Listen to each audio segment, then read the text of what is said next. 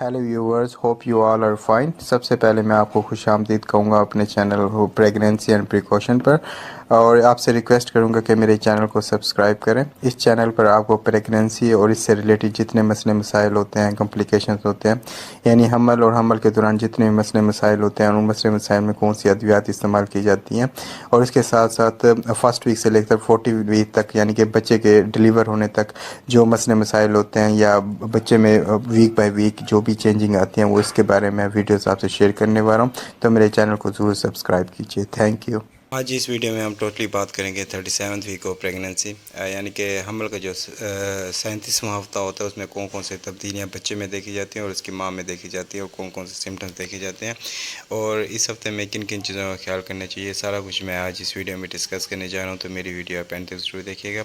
सबसे पहले हम देख लेते हैं कि 37th वीक में जो कि 9वां महीना होता है, उस टाइम बच्चा इस टाइम भी बहुत सारी चीज़ें सीख रहा होता है। इस टाइम स्वेलोइंग और सकिंग, यानी कि बच्चा इस टाइम चीज़ें निगलना और सक करना, यानी कि जो सकिंग की पावर होती है वो इस हफ्ते में टोटली बच्चे में आ चुकी होती है।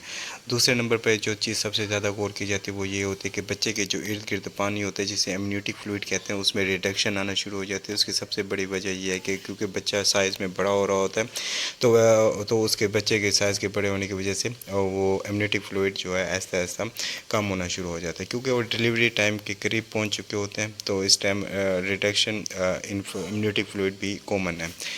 तीसरे नंबर पे जो चीज़ देखी जाती है वो ये है कि बच्चे के जो टो नेल्स हैं वो प्रॉपरली ग्रो कर रहे होते हैं, यानी बच्चा प्रॉपरली ग्रोथ में जा रहा होता है। और जब बच्चा डिलीवर होता है तो देखा जाता है उसके पाँव के जो नाखून होते हैं वो ओवर ग्रो हो चुके होते हैं। अच्छा, चौथे नंबर पे जो बच्चे का चीज़ देखी जाती है वो है कि बच्चे का इस वीक में जो साइज़ होता है वो 19.1 इंच होता है, यानी कि 19 इंच का हो चुका होता है, यानी हेड टू टो अगर उसके इंचज़ में मेजरमेंट की जाए। इसके अलावा इस टाइम जो बच्चे का जो वेट होता है वो तकरीबन 2.8 केजी होता है। तो ये चंद ऐसी चीज़ें होती हैं जो कि बच्चे में बहुत ज़्यादा गौर की जाती हैं 37th वीक में। 37th वीक में जो सबसे ज़्यादा चीज़ मायने रखती है या इम्पोर्टेंस इख्तियार कर चुकी है वो होती है बच्चे के लंग्स, यानी कि बच्चों के लंग्स का मैच्योर होना बेहद ज़रूरी होता है, क्योंकि जैसे ही बच्चा बाहर डिलीवर होता है, बाहर की दुनिया में आता है, तो उसका पहला जो काम होता है वो सांस लेने का होता है। अगर वो लंग्स में मैच्योर ना हो तो सांस लेना मुश्किल हो जाता है और बच्चे का सर्वाइव करना भी बहुत ज़्यादा मुश्किल हो जाता है। तो 37th वीक इनफ टाइम होता है कि बच्चे के लंग्स मैच्योर हो चुके होते हैं। अगर बच्चा इस टाइम डिलीवर हो जाए, नॉर्मल डिलीवरी हो या जैसे भी डिलीवर हो, तो जैसे वो बाहर आता है तो उसके जो यूजली जो है लंग्स काफ़ी ज़्यादा मैच्योर होते हैं, वो इजीली सर्वाइव कर जाता है। जब तक बात की जाए कि बच्चे की माँ में कौन कौन सी तब्दीली देखी जाती है, तो बच्चे में माँ में जो सबसे ज़्यादा सिम्टम्स गौर किए जाते हैं, अलामत गौर की जाती हैं, ये होती है कि ब्रैक्सटन हिक्स जो कंट्रैक्शन है वो बहुत ज़्यादा गौर की जाती है, जो कि लेबर की तरह होती है। क्योंकि यूट्रस में कंट्रैक्शन होती है तो अजीब किस्म का पेन या क्रैम्प्स वगैरह महसूस होते हैं, जो कि लेबर की तरह होते हैं। और ये 10 से 15-20 मिनट अगर रेस्ट किया जाए तो ये पेन यूजली गायब हो जाता है। दूसरे नंबर पर देखा गया कि 37th वीक में हार्ट बर्न बहुत ज़्यादा होता है। उसकी सबसे बड़ी वजह ये होती है क्योंकि यूट्रस एक्सपेंड हो चुकी होती है, तो एक ख़ास किस्म का प्रेशर स्टमक पर पड़ता है, जिसकी वजह से हार्ट बर्निंग की शिकायत बहुत ज़्यादा बढ़ जाती है। तीसरे नंबर पर सपोर्टिंग होती है। सपोर्टिंग की जो सबसे बड़ी वजह ये है क्योंकि सर्विक्स बहुत ज़्यादा सेंसिटिव हो चुकी थी, जिसकी वजह से सपोर्टिंग या ब्लीडिंग वगैरह 37th में होना एक कॉमन बात है। इसके साथ साथ 37th में ये देखा गया कि म्यूकस प्लग रिलीज़ हो चुका होता है। म्यूकस प्लग एक ऐसा विस्की वैक्सी मादा होता है जो कि एंटी माइक्रोबियल जिसकी प्रॉपर्टीज़ होती हैं, यानी कि बच्चे को मुख्तलिफ किस्म के इन्फेक्शन से बचाता है। वो इस टाइम लूज़ या रिलीज़ हो चुका होता है, जो कि बहुत सारी फीमेल्स काफ़ी ज़्यादा नोट करते हैं कि ये क्या चीज़ उनकी सर्विक्स से बाहर आई है, जो कि म्यूकस प्लग होता है। और इसका काम टोटली बच्चे को इन्फेक्शन से दूर रखना होता है या बच्चे की हिफाजत करना होता है। जैसे ये प्लग रिलीज़ होता है उसके 12 घंटे के अंदर बच्चे के डिलीवर होने के चांसेस बहुत ज़्यादा बढ़ जाते हैं। वीक में जो एक और मसला सबसे ज़्यादा नोट किया जाता है वो इंसोम्निया होता है, यानी कि नींद का ना आना। उसकी सबसे बड़ी वजह ये होती है कि क्योंकि फ़ीमेल को बार बार यूरिनेट करना पड़ता है, बार बार ऐसा फील होता है कि उनको यूरिन आ रहा है, तो जिसकी वजह से उनकी नींद काफ़ी ज़्यादा डिस्टर्ब हो जाती है, और बाज़ औक़ात नींद पूरे ना होने की वजह से वो एंग्जाइटी में चली जाती हैं।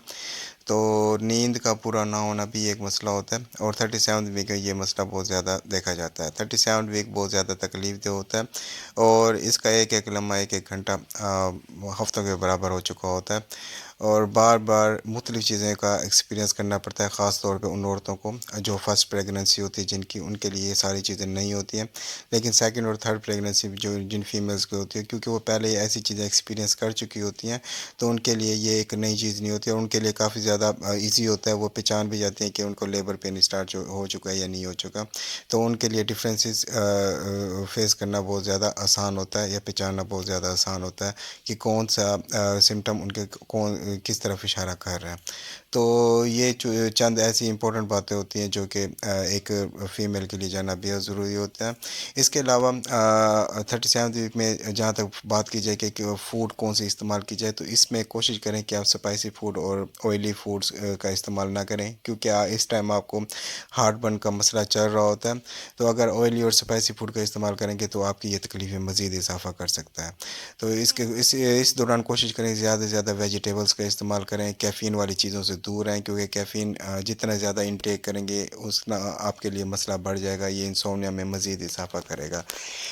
इसके साथ साथ कोशिश करें वेजिटेबल्स फ्रूट वगैरह का इस्तेमाल करें, ताकि आपको आप में डिहाइड्रेशन ना हो सके, बॉडी को रिहाइड्रेट करें, ज़्यादा से ज़्यादा पानी का इस्तेमाल करें, ताकि किसी भी किस्म के आपको मसले मसाइल का सामना ना करना पड़े।